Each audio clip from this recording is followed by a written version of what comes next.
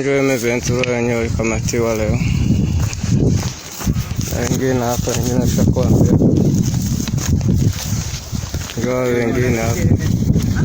M23 wenyewe walikamatiwa leo na soda guvernema. Sambamba kabisa mpendwa msikilizaji na mtazamaji popote ulipo, natumai kwamba utakuwa salama usalimini. Ujambo na karibu kuandamana nasi katika habari zetu za jioni ya leo, ikiwa ni tarehe 24 mwezi Disemba mwaka wa 2025.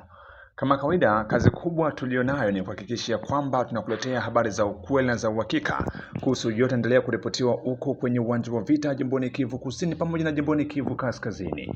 Na jioni ya leo mpendwa msikilizaji, tunakuletea matokeo rasmi ya mapambano ambayo yameripotiwa huko Makobola, Pemba na kwenye milima maeneo hayo kati ya vikosi vya waasi wa AFC M23 na majeshi ya muungano wa Kizalendo wakiwa pamoja na jeshi la taifa FARDC. Mapambano yalikuwa makali sana, na sisi tumefanya utafiti wa kina ili tukuje kukuletea za ukweli kutoka kwenye uwanja wa vita, si habari za kupepesa. Hivyo hilo endelee kuwa nasi na kusihi kusubscribe channel hii, kukomenti pamoja na kusambaza habari zetu kwa walio wengi zaidi.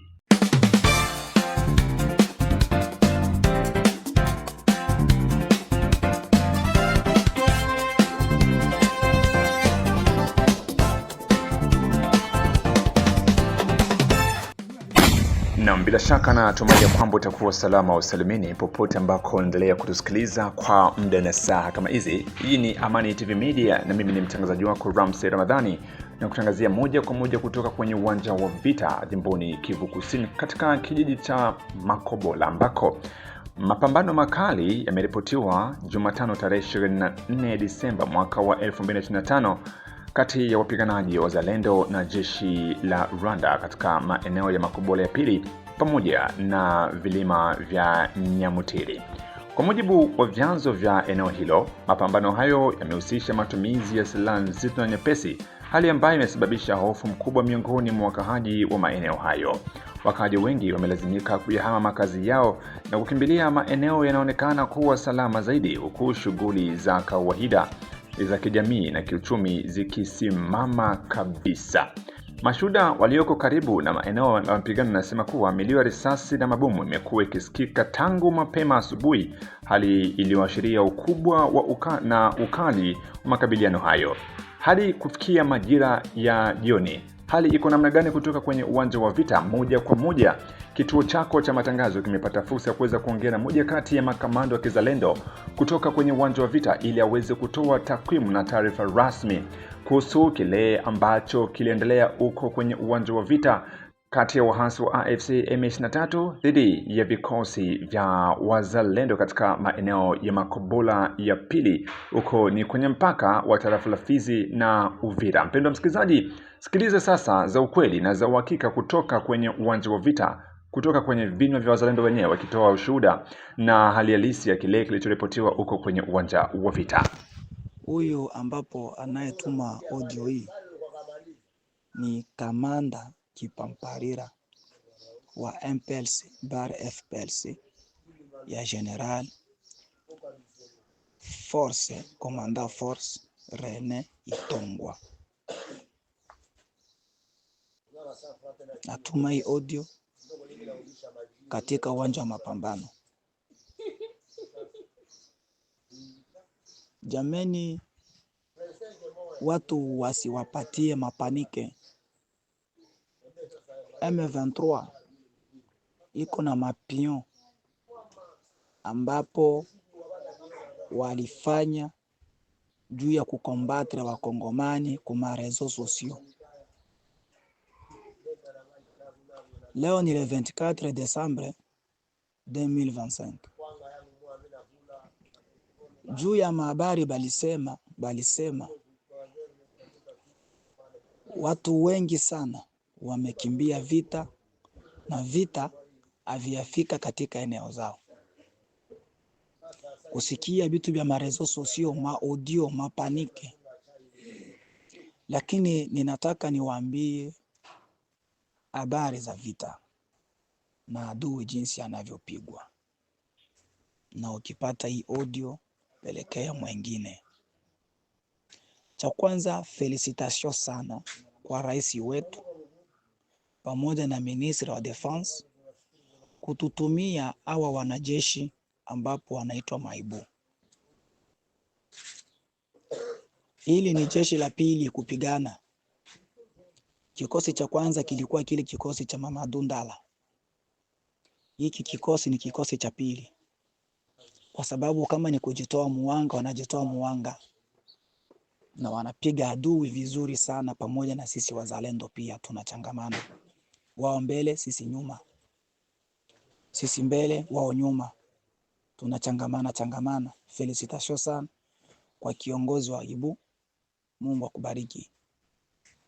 Tusifanye trahison, kwa sababu inchi ni yetu, na Sud Kivu ikigawanika ikienda nafasi nyingine, hivyo puissance ya Emery Patrice Lumumba aliyoacha Mkongo inagabuliwa mara pili na nguvu zinapunguka. Felicitation sana. Vita vilikuwa nguvu, ilikuwa siku ya Mungu le 21, ilikuwa dimanche, ilikuwa maneve. M23 ikaingia katika vilima vya kwa Mnene, ikawakisha moto kule, wakapambana na Maibu, drone ikapiga kwenye kukua. Malaika wako alikuwa, wazalendo nao wakaanza panda. Mzee William Amuri ya Kutumba akaanza kutuma vikosi, tukaanza kabilia vilima vikaonekana ya kwamba kwa kuweza hawa watu tugabulike safari mbili. Wamoja wakapanda vilimani, wengine tukaenda barabarani, na mzee William wote tulienda naye mubarabara mpaka mule mote Mupemba.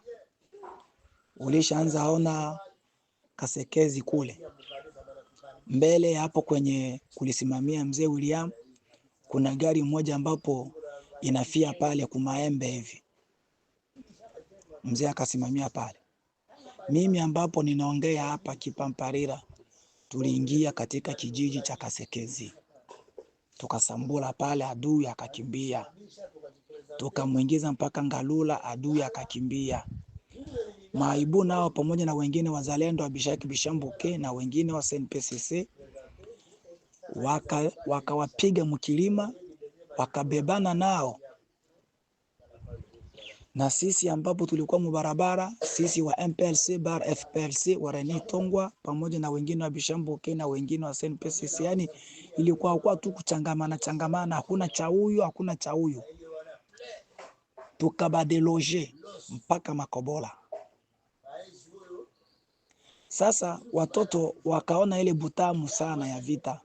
Kuna wengine watu wetu walilala Makobola, tena wakasogea nyuma kidogo kwa ajili ya vifaa. Lundi le 22 asubuhi tukalamkia tena mapambano.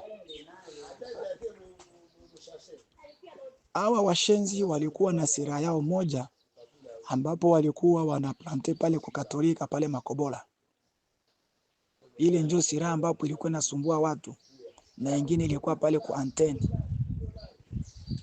Lakini watu wa maji waliresiri kupiga ule mwenyeko pale kwa anteni mpaka akakimbia. Kwanza alifariki na wote wakasambaratika pale. Vita vikakatika mawite 15 haijafika 11 12 moins, Lieutenant General Reni Tongwa akaja na kingine kikosi mpaka pale Kasekezi. Yeye alikuwa anapika akaingia mshene de batai, yeye na kikosi chenye alileta pamoja na Maibu wakapanda kilima, na sisi ambapo tuko na wasika na operation barabara tukaenda katika njia ya barabara. Hiyo ndio lundi le 22. Adui akapigwa na watu wasiwatie panike.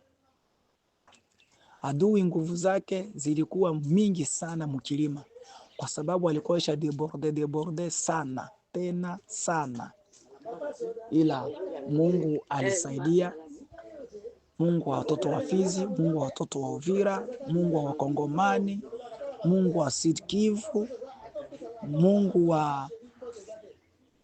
wa rais wetu Felix Tshisekedi akatenda kazi. Vilima vyote vimekwisha kusafishwa. Vilima vyote vimekwisha kusafishwa. Wao wanabakilia tu makobola pale kukilalo. Tena sio wengi kwa sasa. Sio wengi kwa sasa. Ila mambo ya le 23, kwa sababu mimi nilipata blessure, nilipigwa kuza mortier 2. Moja ilinipata kwenye mguu lakini sikuumia, Mungu akasaidia. Mwenye alikuwa mbele yangu akapata. Nikataka kusimama, nikapigwa ingine bombe ya kukifua. Hiyo ndio ilitaka kaniua, lakini Mungu akasaidia tena. Mpaka kwa sasa maumivu tu nikaondolewa kusudi nipate kwanza dawa, lakini mwili haukuchanika fasi hata moja. Hayo ni habari machache ambapo nilikuwa nataka nizungumzie watoto wa Kikongomani walio mbali na walio karibu. Watu wasiwatie mapanike, kwa sababu kuna wengine ambapo wanasema wamekuwa mboko, wamekuwa swima, wamekuwa wapi. Ni vitu vya uongo, ni vitu vya uongo.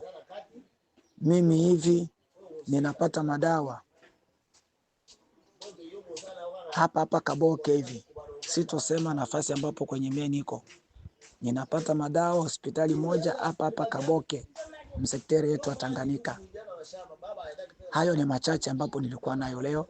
Ni Kamanda Kipamparira huyo anaongea. Asanteni. Mpendwa msikilizaji na mtazamaji wetu, endelea kuwa pamoja nawe kwa ajili ya kuweza kukuletea taarifa za ukweli na za uhakika. Mapambano hayo makali yameripotiwa ikiwa ni siku moja pekee inasalia Kongo, aidha dunia nzima, iweze kusherehekea Christmas, sherehe ya kuzaliwa kwake Yesu Kristo kama isemavyo Biblia. Lakini Christmas ya mwaka huu inaonekana kuwa tofauti kabisa na miaka iliyopita, na hiyo ni kutokana na hali halisi ambayo inaendelea kuripotiwa mashariki mwa nchi ya Jamhuri ya Demokrasia ya Kongo. Mashuhuda wakaaji wa jimboni Kivu Kusini, Uvira, Fizi na sehemu zingine wanasema kwamba hakuna dalili za sherehe ya Christmas mwaka huu kufuatia mashambulizi ambayo yanaendelea kuripotiwa kila kukicha katika maeneo hayo ambako wahasi wanadhibiti, lakini pia maeneo ambako wazalendo wanaendelea kupambana na wahasi kwa lengo la kutaka kuwarudisha wahasi nyuma na kukomboa maeneo hayo. Mpendwa msikilizaji, hivyo mpaka sasa mpendwa msikilizaji, tunaendelea kufuatilia taarifa za Makobola ili tukuje kukuletea kile kinachojiri baadaye, kwa sababu vyanzo vyetu vimetuelezea kwamba muda mchache utapita tuletea matukio rasmi kuhusu yote ambayo yameendelea kuripotiwa huko kwenye uwanja wa vita Makobola. Asante sana Pemba, kwa kuwa nami na maeneo mengine ambako mapambano ni makali sana kati ya vikosi vya wahasi na wazalendo. Na hii